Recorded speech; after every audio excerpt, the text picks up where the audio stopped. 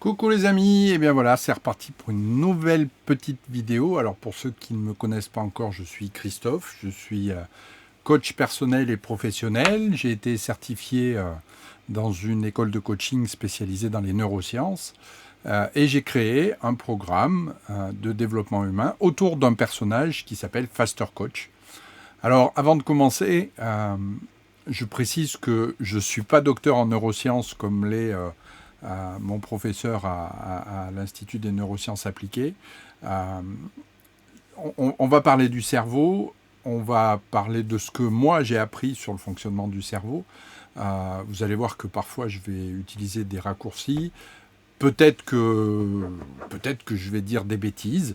Alors je me suis quand même assuré de pas trop en dire, mais il se peut qu'il y ait euh, quelques petits détails qui ne soient pas vraiment le reflet de la réalité. Si c'est le cas, n'hésitez pas à me mettre en commentaire vos remarques et puis on pourra en discuter. Alors, dans cette vidéo, je vous propose de partager avec vous ce que j'ai découvert au cours de ma formation sur le fonctionnement de notre cerveau, ou plutôt de nos cerveaux, puisque c'est de ça dont il s'agit aujourd'hui, et on va parler un petit peu de cette structure en couches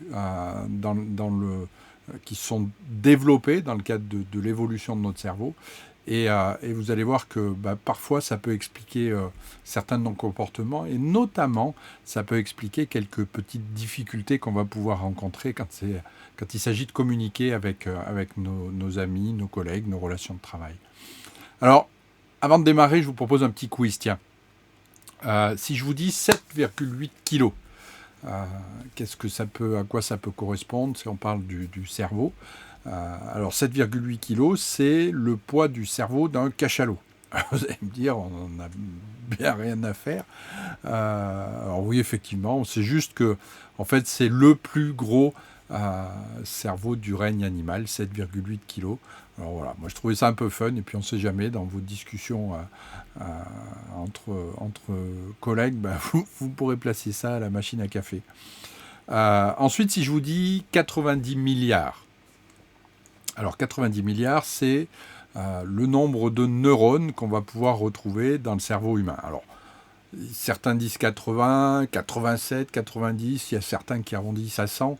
Voilà. Globalement, retenez ce chiffre, on est aux alentours des 90 milliards. Et puis, il faut savoir aussi que des neurones, on n'en a pas que dans notre cerveau. On a aussi découvert qu'on en avait dans nos intestins. On parle souvent du deuxième cerveau. Et puis, on en a dans notre cœur, et puis peut-être à d'autres endroits. Donc, 90 milliards, le nombre de neurones. 10 milliards maintenant. 10 milliards, c'est le nombre de synapses, globalement le nombre de connexions qu'on va pouvoir retrouver dans 1 cm3 de cerveau. Voilà, donc c'est beaucoup, 10 milliards, 1 cm3. Donc vous imaginez à peu près la puissance que peut avoir notre cerveau en termes de connexion. Ensuite, je vous dirais 20%. Alors 20%, c'est le pourcentage d'énergie que consomme notre cerveau. Donc vous voyez que c'est un gros centre de consommation d'énergie, sachant que globalement le cerveau représente à peu près 2% de notre poids. Voilà. Et puis dernière question de ce petit quiz, si je vous dis 1,5 kg et 1,3 kg, normalement à ce moment-là je me fais des copines, puisque 1,5 kg, c'est le poids moyen du cerveau d'un homme, et 1,3 kg, c'est le poids moyen du cerveau d'une femme. Alors bien sûr, en tant qu'homme, on va se dire, ouais, on est plus équipé, mais certains disent que les femmes savent mieux se servir de leur cerveau, donc il n'a pas besoin d'être aussi gros que le nôtre. Voilà, bon, je vous laisserai débattre là-dessus. Voilà, c'était juste un petit quiz pour prendre un petit peu conscience de ce qu'est cette petite bébête qui est dans notre boîte crânienne. Et puis, j'aimerais quand même rajouter une notion d'échelle de grandeur. Alors c'est vrai que ça sert peut-être à rien de comparer notre cerveau à un ordinateur, on n'est pas dans la même chose, mais quand on mesure la puissance d'un ordinateur ou du traitement de l'information, on la mesure en bits par seconde. Globalement, quand on parle du débit Internet, On parle aussi de bits par seconde, ou de mégabits, ou de gigabits. Donc juste pour avoir un ordre de grandeur, allez, on va dire que quand on a une connexion Internet qui fonctionne en ADSL, on est dans l'ordre des 5 mégabits par seconde. Et puis, si on passe à la fibre, là, on va aller beaucoup plus loin. On va avoir du 500, du 800, voire du 1000 gigabits, du 1 gigabit par seconde. Alors, on a tous entendu qu'on a 2 phases de fonctionnement dans notre cerveau, la partie consciente et la partie inconsciente. Le conscient, c'est effectivement quand on réfléchit, c'est quand on pense. Personnellement, moi, je me dis, ouais, le conscient, c'est quand j'ai le contrôle. Voilà. Et en fait, la vitesse de traitement de l'information de ce cerveau conscient, elle est de 2000 bits par seconde. 2000 bits par seconde. L'inconscient, donc là, quand on dort, quand tout ce qui se passe quand on n'y réfléchit pas, c'est un peu ce qui se trame dans notre cerveau quand on arrive face à une situation, peut-être un peu le monde de nos réflexes.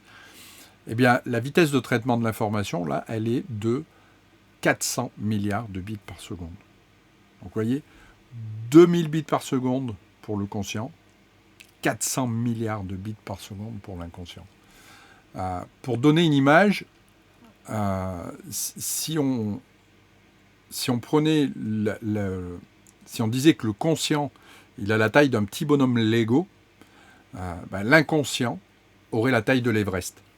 Voilà, c'est juste pour vous donner cet ordre d'idée. Alors merci déjà à Clément Bergon, un de mes formateurs, qui m'a fait prendre conscience de cet ordre de grandeur. Et puis ensuite, moi, ce que ça me dit, c'est que alors souvent, quand je discute avec mes coachs, avec mes collègues, je pense être un contrôlant. C'est-à-dire que j'aime bien avoir le contrôle de ma vie, je pense que je réfléchis les choses, etc. Et quand je vois cet ordre de grandeur, je me dis que j'ai beau croire que je suis contrôlant, il y a quand même beaucoup de choses qui se passent en dehors de mon contrôle. Et pour le coup, ça donne beaucoup de sens aussi à la notion de lâcher prise. C'est-à-dire que oui, effectivement, on peut essayer de garder le contrôle, mais il y a tellement de choses qui se passent en dehors de notre contrôle que des fois, ça vaut le coup de lâcher prise. Alors, ce que je vous propose maintenant, donc j'ai dit tout à l'heure que en fait, notre cerveau, il avait évolué en couches. Et ça, c'est pas moi qui le dis, c'est une théorie qui a été annoncée par Paul MacLean dans les années 60 de mémoire. Vous me corrigerez si c'est une connerie. Et pour le coup, on peut dire que en fait, notre cerveau s'est développé en couches du centre vers l'extérieur de notre boîte crânienne. Et on parle souvent de ce qu'on appelle le cerveau triunique. Alors chacune de ces couches a apporté des fonctions supplémentaires à notre cerveau. Et si on regarde un peu plus en détail, eh bien, on va voir que notre ancêtre Cro-Magnon, les hommes des cavernes, en fait, eux, la vie était simple. Ça se résumait à 3 choses: manger, boire, se reproduire. Et pour le coup, on avait un cerveau qui s'est développé et qu'on appelle notre cerveau reptilien. Et il sert essentiellement à assurer, ou il servait essentiellement à assurer notre survie. Et il sert encore à assurer notre survie, même si les dangers ne sont pas forcément les mêmes. Avec le temps, on a commencé à vivre en communauté, on a commencé à vivre en groupe, on a développé les bases d'une vie sociale. Et pour le coup, notre cerveau a développé une nouvelle couche qu'on appelle le cerveau limbique. Et puis enfin, il y a notre dernière couche du cerveau qui est arrivée, qui est notre néocortex, et il nous a amené la capacité de résoudre des problèmes, la capacité de nous projeter dans l'avenir. Et c'est aussi là que se trouve le siège de notre créativité. Alors, dire que le cerveau, c'est juste une succession de couches, avec chacun leur propre mission, serait juste une erreur. Effectivement, c'est beaucoup plus complexe que ça. Mais en fait, ça illustre bien, parfois, la personnalité d'un certain nombre de personnes. Et effectivement, souvent, on s'aperçoit que il y a un de ces 3 cerveaux qui va devenir dominant. Et pour le coup, on va trouver des personnes qui sont plutôt reptiliennes, des personnes qui sont plutôt limbiques et des personnes qui sont plutôt corticales.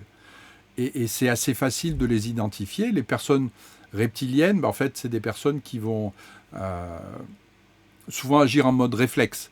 C'est des gens qui réagissent rapidement.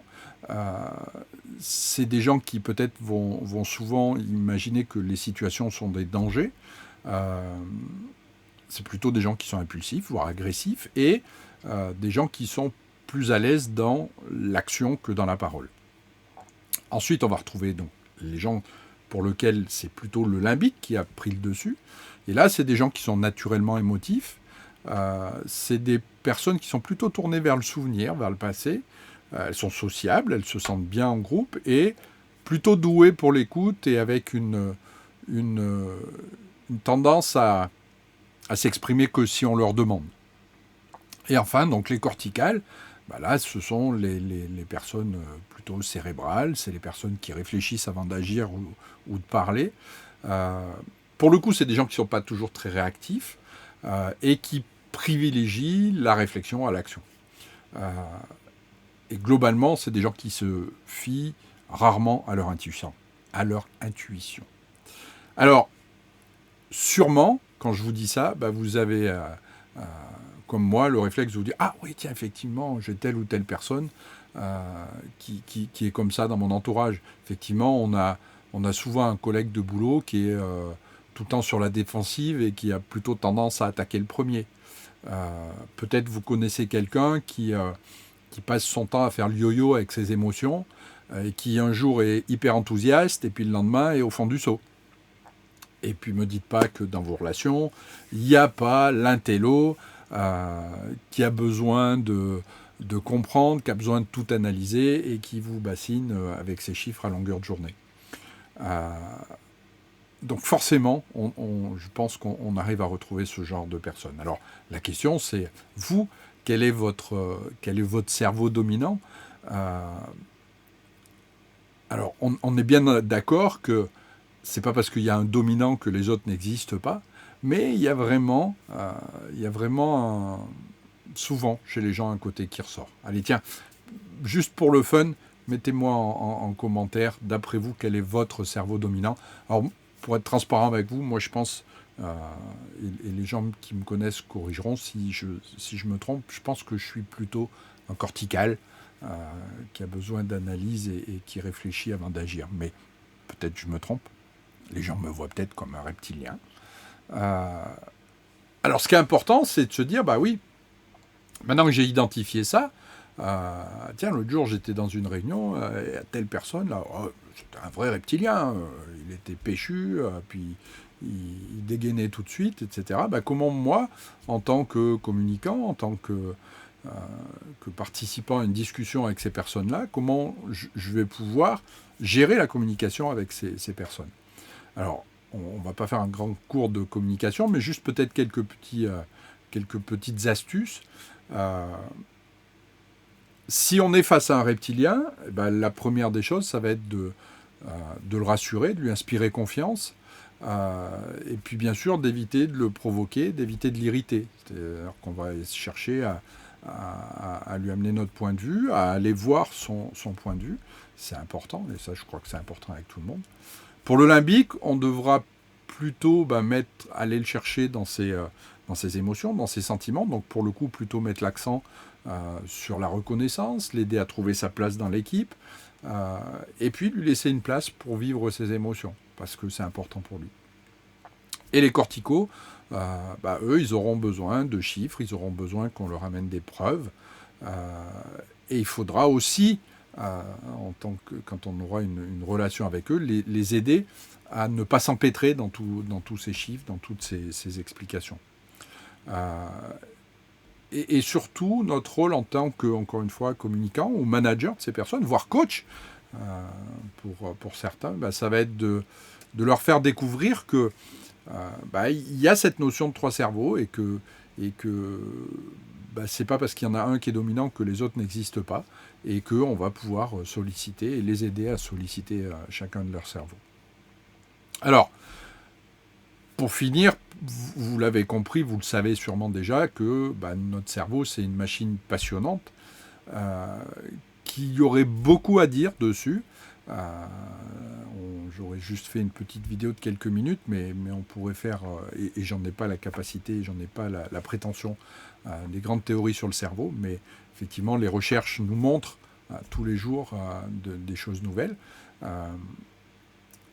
Donc on en reparlera sûrement dans d'autres vidéos, parce qu'il y a plein de choses sur lesquelles j'ai trouvé un intérêt, notamment le système réticulé activateur. Alors, vous verrez, c'est un petit filtre qu'on a dans notre cerveau.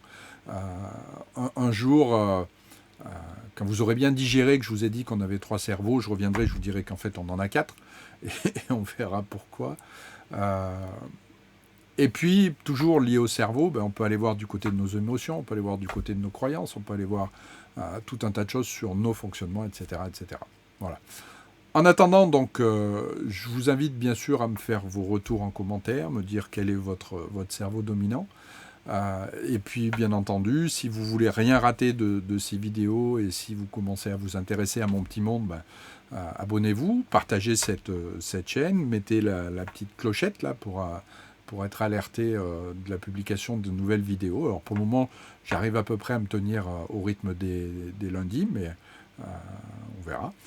Et puis enfin, si vous voulez savoir comment j'intègre cette connaissance sur le cerveau dans mes coachings, eh bien, je vous rappelle que je vous mets un petit lien. Grâce à ce lien, vous pouvez prendre un rendez-vous avec moi pour une première séance de coaching complètement gratuite, sans engagement de votre part.